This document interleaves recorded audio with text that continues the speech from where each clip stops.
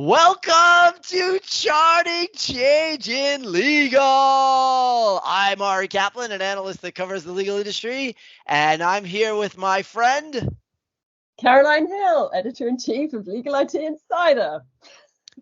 An extraordinary co-host. Caroline, it's wonderful to be here today. I'm excited about our conversation about litigation analytics. Ari, you're making me laugh too much. Everyone's gonna no one's gonna be able to take this seriously. occupational hazard. Oh, so we're talking about litigation. We're talking about all kinds of different developments in the litigation space, whether it be around new analytics, technology, or there's been some really interesting funding rounds. So we thought that there's been quite a few developments in the litigation space more generally. So it seems like quite topical to have a conversation about it.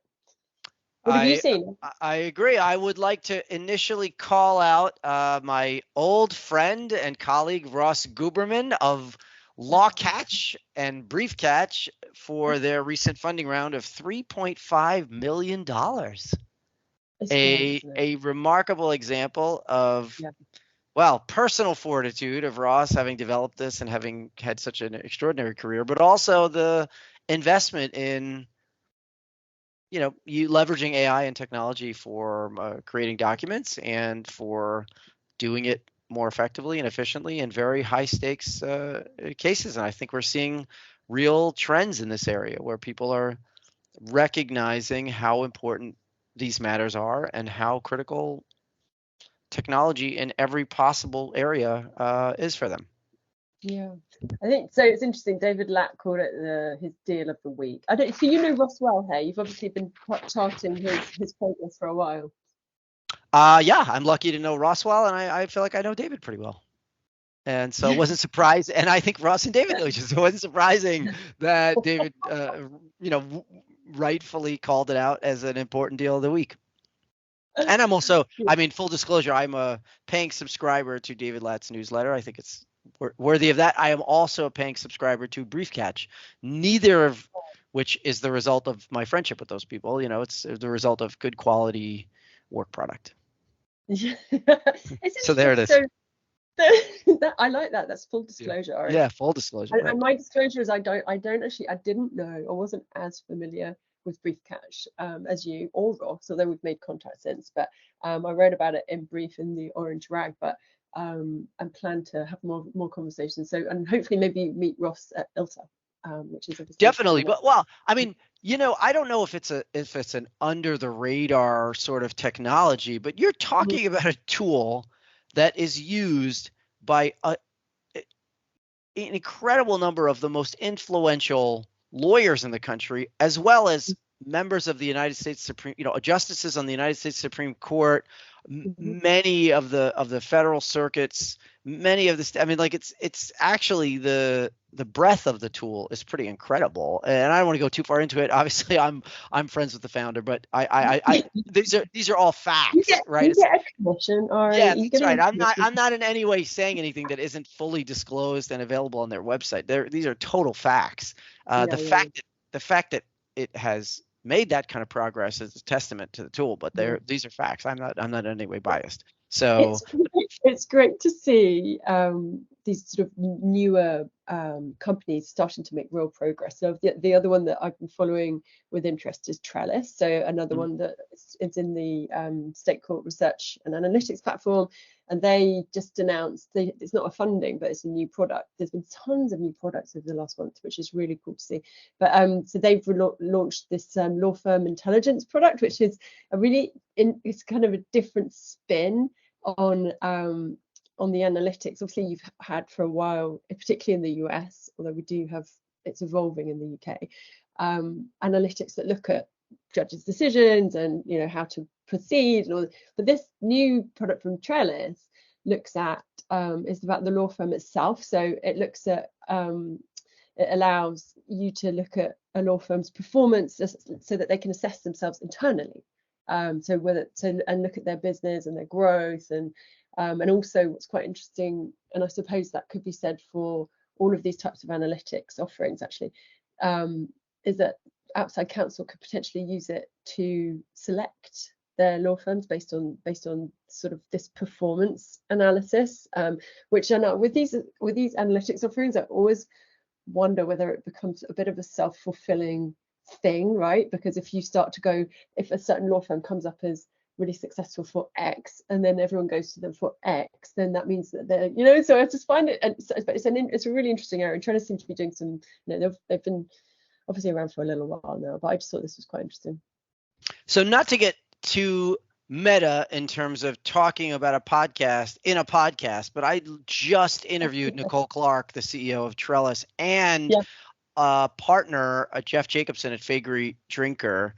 And we were not necessarily discussing the use of that particular tool at that firm, to be clear. Really what we were discussing is this trend, as you and I are talking about, of figuring out how really talented, successful litigators and leaders at firms like Jeff can and are taking advantage just generally of data, generally of technology. And then the conversation about, well, when you can incorporate the different elements of state court decisions, how does that affect your strategy in a class action matter? How does that affect your strategy in terms of settlement, in terms of just, building your team, in terms of collaborating with others? It was a really fascinating conversation. It's at reinventingprofessionals.com. But don't stop listening to this to go to that, even though that is pretty much an amazing podcast and gets just anyway. The point is, I did just with my finger on the pulse, I did just have this conversation a couple of days ago, and it was really interesting. I mean, what they've done is fascinating. In fact, I asked, and I'm so curious that we're, and in talking about this, I also have been spending a lot of time with the folks at Unicourt, which is also involved in this. They happen to be the August sponsor of the virtual lunch. And so what's interesting about that is that their focus is also on their APIs, like bringing data into collectively getting this data. I mean, I have asked in these conversations, what changed? Like at some point, litigation data became really valuable and accessible. And it was, 10 years ago, there was at some point that shifted, a tipping point of getting this data and using this data. And we are kind of in this moment now where firms realize not only this kind of data, all kinds of data are incredibly valuable, that it creates a competitive advantage, that we can develop strategy more effectively. And so we're actually having a series talking to chief marketing and business development officers at large firms all month. Today, we're talking to Adam Severson at Baker Donaldson, and then others over the course of the month. So it's not just litigation. It's more like, where can you gain an advantage from data? Yeah, I wonder whether it's going to become an expectation among clients. Like it's not yet, but by any means table stakes, right? This sector, but it's been around for a while now.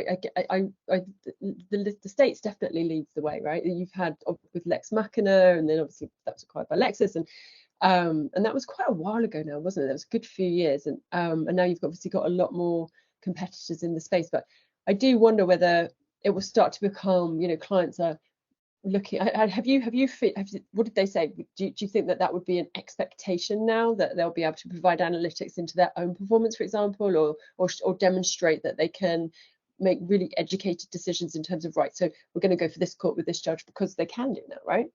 Well, you referenced Lex Machina, which is a great example. In those early years, the data wasn't that easy to get, and so all of a sudden you're seeing here, 10 years later, or let's call it within the last decade or so, courts are much more advanced. They're making certain kinds of rulings that weren't necessarily available, or draft order. Like, there's much more data, much more documentation that's available to the public. And now that firms can kind of use it and create assessments and make predictions, if I am a litigant and my firm can make much more effective and accurate predictions, and has the talent and the history based on the data to achieve success, it's a great marketing point for the firm. And I think that's and now if I'm a tool that has the ability to bring in that data and maybe allow you to adjust it with a dashboard and make decisions pooling lots of kinds of data. I think that you're just seeing a different way of practicing law, and then forget about, and I don't mean to now bring up generative AI, but forget about the fact that if you in your firm had kind of this enclosed set of data, so you avoid the hallucination problem, and that it relies on some of the, the very specific granular information that you vetted, all of a sudden you create a really powerful set of tools that a firm can use. Do you know, it's funny because in the UK, there was a lack of case law available, right? So it was all kind of proprietary. It was your Thomson Reuters, your Lexis, but now, I mean, that still is the case, but then it's opening up a lot more. So I was speaking to a company called Intelex, which is based in Singapore. They've been doing really well at promoting their new Gen AI tool, Scott. And I chaired a conference, sort of like a mini online conference for a UK law firm, and Intelex was one of the companies presenting, as well as Microsoft Copilot, which was pretty cool for them. But they were saying that now the National Archives have taken over the whole of the Supreme Court, Court of Appeal, Privy Council cases. So the case law is opening up more, because obviously without that you can't even begin doing analytics. And what's quite interesting, and this is really interesting in the Gen AI space. Obviously Thomson Reuters and Lexis are keeping, they're building their own tools, and they're not going to be opening up their case law or any of their legal research data to others, including law firms who are building their own sort of Gen AI ChatGPT type tools, where they want to potentially, they want access to as much data as possible. But it's becoming quite a complex market where there's sort of competition. And you're right, and it all boils down to data, right? So you need good data, you need complete data, otherwise it's just a toy, right? You can't rely on it. I still find it fascinating that all of these AI tools contain very common names like Scott and Celia or Harvey. I was at a conference, I think I mentioned this to you, but when I was at the Lexpo conference, someone was on stage and said, you can use Harvey and Scott and Celia, but don't be like Steve. And Steve is apparently a lawyer in New York. And I just thought, wait, I'm super confused here. Wait, so you can have one name, but you can't use another name. And it's interesting. It'll be interesting to see where that all shakes out. But I totally agree. And I have to say that this is not new. I think that it's more of just a level of comfort, right? I mean, so law firms especially have the individuals, talented leaders in IT or in e-discovery or knowledge management or innovation, who are increasingly familiar with many of these things, right? They're leveraging these tools. The litigators are, and others who need to harness it more effectively, are really starting to gain some interest. But I recently released a report about law firm leadership and asked a bunch of questions to COOs and executive directors that I spoke with. And, 90% said, oh, legal technology helps their firms increase revenue. 90% said, timely, reliable data helps to gain a competitive advantage. And so, the only issue here is that almost a little more than 3/4 talked about this idea that the skills necessary for law firm leaders have changed. And as part of that changed skill set is this need to embrace data in some way. So it's really interesting in terms of a shift, because you're seeing all these other constituencies within firms having the skill. They're data scientists, right? And so now what you're seeing is this being pushed into the leadership, saying, look, we all have to be as talented as possible, in this particular area. Yeah, I mean, slightly separate point actually, but I think that it's all very well to talk about. I was having a conversation about leadership and the need to really sort of start to acknowledge and take all of this on board. But we were saying that the most success seems to come with hybrid roles. I know this is sort of a people observation rather than a data, but that you still need that kind of translator. That there's so much you know, there's still a great divide, right? There's still a great divide between the people that need to understand and they need to manage, and the people that are actually the techies, and that actually the best thing is to have that hybrid role, people that can speak both languages, because it's quite hard. These are, you know, the pace of change right now, even for, so I write about this every single day, and some of my press colleagues and I were, of which you are obviously one, Ari, like, not that you consider yourself press. Sure.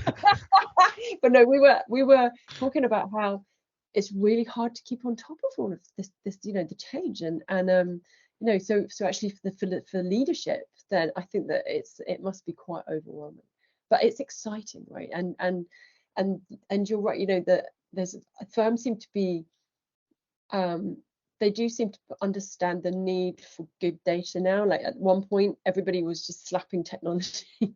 Everyone like buying technology without understanding that technology doesn't mean anything if your data is rubbish, right? I think that there's an evolution in the market where people do understand now. And even if there's a lot of work still to do to make sense of their data, but I think that there's a much greater understanding.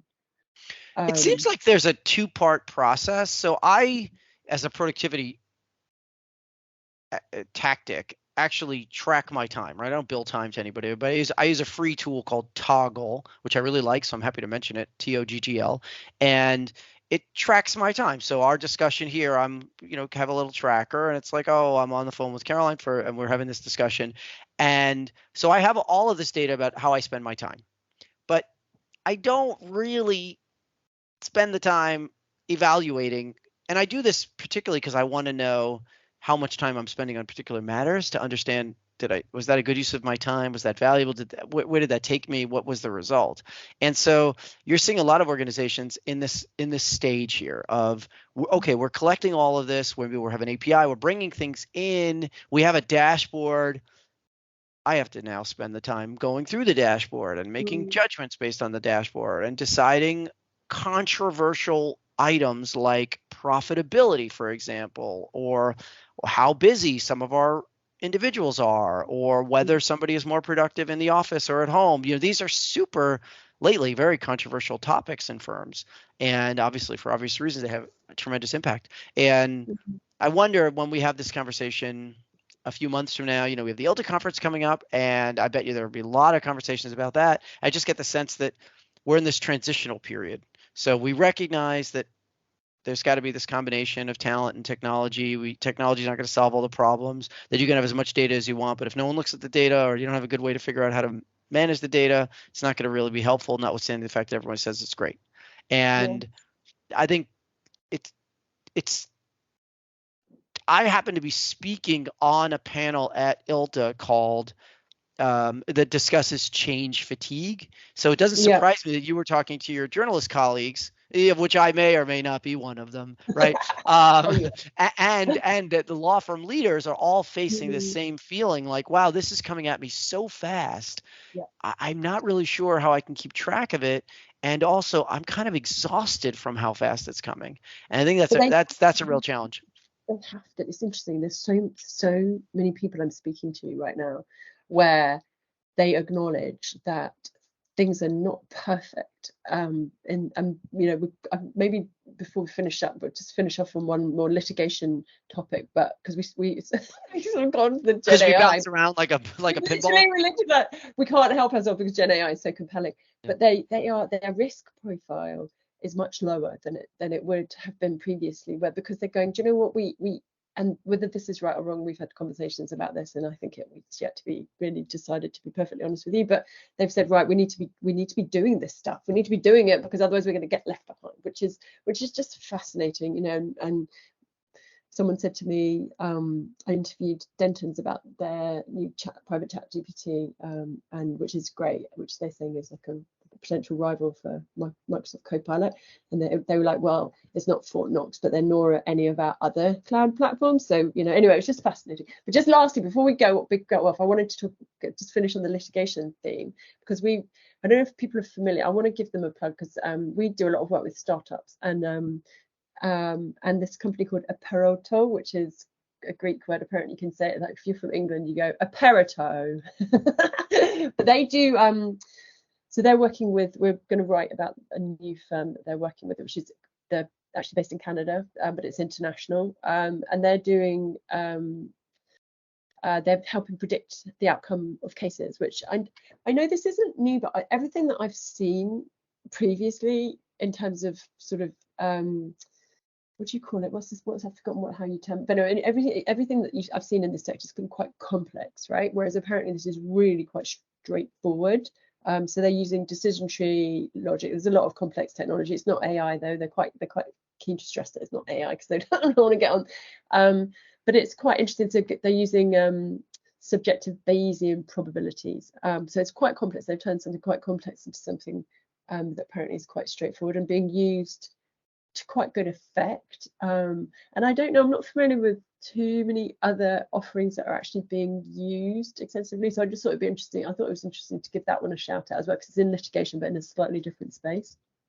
It's so consistent with this point of, you mentioned this not being new, but this being a new version. And I think that is part of this change fatigue concern. It's that, okay, a lot of these things are familiar, but each subtle change creates an entirely new dynamic. It forces you to make certain changes to your ecosystem or to your infrastructure.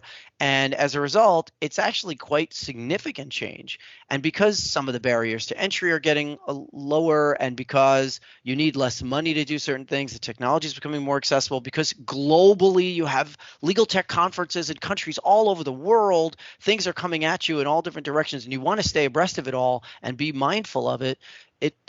There's exhaustion there, but it's great to see the progress. And I'm really excited about being at ILTACON, because that's kind of where people get to test and show and discuss and share. And it's a great event, and I'm excited to see you there, and I'm excited to see many of you. We've got some time in the diary. I'm excited to see our 4 listeners. They will all be there, I guarantee it. And I kid, because I'm telling the truth. Anyway. Right. Well, so we wrap up there then, because I'm really looking forward to anyone listening in who wants to meet us for a beer or coffee. Just drop us a line. All 4 people. Where should they drop you a line? Oh, Caroline at legaltechnology.com. Nice. I can also reach Caroline at legaltechnology.com. I'm at Ari at arikaplanadvisors.com with an O. Although I will say that my mother-in-law always asks me, Ari, who are the other advisors? And we always have a long discussion after all these many years about who the other advisors are. Anyway, Caroline, it's always a pleasure and a privilege, and I'm excited to see you, and I appreciate this opportunity. Okay, thank you. Take care. See you soon.